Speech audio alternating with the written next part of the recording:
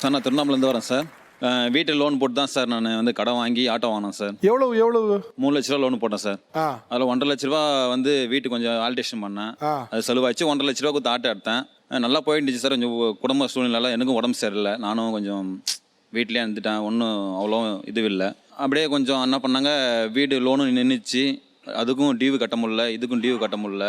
அப்புறம் தான் பார்த்தேன், அக்கா ஹெல்ப் பண்ணாங்க. எவ்வளோ ரூபா கேட்டீங்க அவங்ககிட்ட? 2 லட்ச ரூபா கடன் வாங்கினேன் சார். யார் அவங்க உங்களுக்கு? ஆக்சுவலி என்னோட ஃப்ரெண்டோட அக்கா. இவங்க முன்னாலே தெரியுமா? அக்கா முன்னாடி தெரியுமா உங்களுக்கு? இது தெரியாது சார். எங்கள் ஊருக்கு பக்கத்து ஊர் தான். என் ஃப்ரெண்டு வந்து எங்கள் வீட்டுக்கு பக்கத்து வீடு. தம்பியோட ஃப்ரெண்டு ஓகே. பட் எப்படி முன்னாலே அவங்களுக்கு தெரியாது? 2 லட்ச ரூபாய் கொடுத்தா திரும்ப வருமா எப்படின்னு தெரியாது. எப்படி நீங்கள் கொடுக்கலான்னு ஒரு முடிவு வந்தீங்க? நானும் திருவண்ணாமலை தான் சார் நான். ஆனால் நான் சென்னையிலே செட்டில் ஆகிட்டேன். தம்பி மட்டும் அடிக்கடி ஊருக்கு போவான், டச்சப் இருக்கான் அவங்க கூட. நான் வந்து ஃபேன்சி ஸ்டோர் வச்சுருக்கேன். அதில் நான் வந்து ஃபோன் வந்து அடிக்கடி எடுக்க மாட்டேன். அப்போது 2 டைம்ஸ் என் தம்பி எனக்கு கால் பண்ணியிருக்கும் போது நான் அந்த கால் வந்து நான் எடுக்கலை.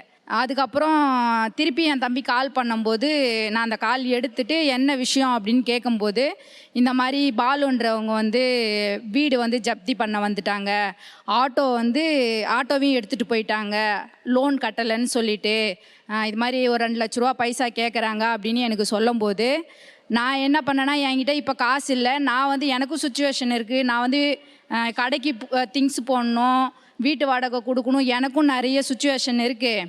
ஏன்னா நான் தனியாளாக தான் இருக்கேன். என்னாலையும் மற்றபடி கொடுத்து உதவுற மாதிரி என்கிட்டையும் எந்த இதுவும் இல்லை.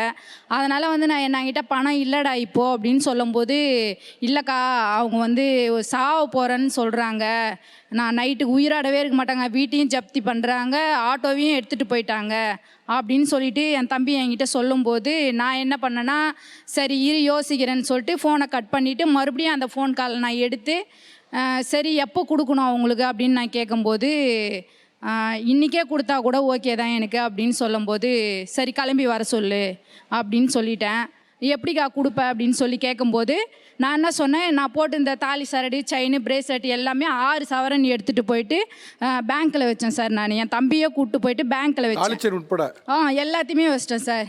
நான் எல்லாத்தையுமே கழட்டி வச்சு கொடுக்கும்போது இன்னும் 2 கிராம் எக்ஸ்ட்ரா கேட்டாங்க. கையில் இருக்கிற மோதிரத்தை கூட எடுத்து போட்டு 6 சவரன் அடகு வச்சுட்டு இவங்களுக்கு நான் அந்த பைசாவை கொடுத்து விட்டேன். அதே மாதிரி சார் 3 வருஷத்துலேயே உங்களுக்கு வாங்கின கடத்தை கொடுத்துட்டேன் சார். கொடுத்துட்டேன் சார். அதே மாதிரி இப்போ நான் சொந்தமாக ஆட்டோ வாங்கிட்டேன் சார். Auto due அடைஞ்சிச்சு. வீட்டில் ஒன்று கட்டிட்டேன். இப்போ நான் சொந்தமாக ஆட்டோ வச்சுருக்கேன் சார். இன்னொரு ஆட்டோவும் வாடகைக்கு வருது. சூப்பர். இப்போ நான் நல்லா இருக்கிற காரணம் அது அவங்க மட்டும் தான் சார். உங்களுக்கு ஒரு திடீர்னு பார்த்தா ஆட்டோ ஜப்தி பண்ணுறாங்க, ஒரு பக்கம் வீடுக்கும் டியூ பிரச்சனையாக இருக்குது, வாழ்க்கையே போயிடும், நம்ம வாழ்க்கையே உயிரை விட்டுறலான்னு நினைக்கிறப்போ திடீர்னு ஒரு ஆள் உங்கள் ஃப்ரெண்டோட அக்கா வந்து உதவி பண்ணுறேன்னு சொல்கிற அந்த வார்த்தையை கேட்கும் போது உங்களுக்கு என்ன தோணுச்சு? நான் பண்ணுறேன்ப்பா, நீ கவலைப்பட, நான் பார்த்துக்கிறேன் அப்படின்னு சொன்னது உங்களுக்கு என்ன தோணுச்சு ஆக்சுவலாக? அப்போ அவங்க தான் சார் எனக்கு தெய்வம். Okay, good.